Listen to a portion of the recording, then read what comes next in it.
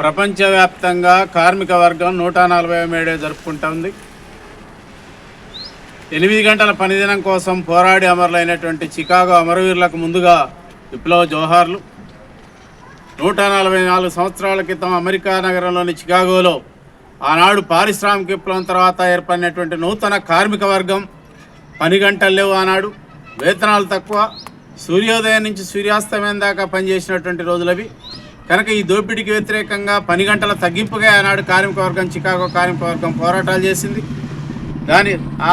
ఆనాడు కార్మిక వర్గాన్ని యాజమాన్యాలు, ప్రభుత్వాలు అణచివేతతోటి, నిర్బంధాలతోటి, అదేవిధంగా 8 గంటల పనిదినం కోసం పోరాడినటువంటి వాళ్ళని అనేక మందిని ఉరిదీసింది.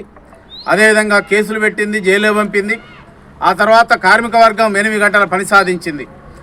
చికాగో అమరవీరుల స్ఫూర్తితోటి ప్రపంచవ్యాప్తంగా అన్ని దేశాల్లో 8 గంటల పనిదినం కోసం ఆనాడు పోరాడారు, 8 గంటలు సాధించారు. అదేవిధంగా గత 100 సంవత్సరాలుగా దేశంలో కార్మిక వర్గం పోరాడి అనేక చట్టాలని, కార్మిక చట్టాలను సాధించుకున్నారు. ప్రతి చట్టం వెనక అనేక శ్రమ పోరాటాలు, త్యాగాలు, బలిదానాలు ఉన్నాయి. ఈ 100 సంవత్సరాల కాలంలో సాధించినటువంటి చట్టాలే వాళ్ళ కార్మిక వర్గానికి ఉపయోగపడుతున్నాయి. అయితే 100 సంవత్సరాలుగా, 140 సంవత్సరాలుగా కార్మిక వర్గం పోరాడి సాధించినటువంటి చట్టాలని, కార్మిక చట్టాలని దేశంలో ఉన్నటువంటి మోడీ ప్రభుత్వం కార్పొరేట్ల ప్రయోజనాలకు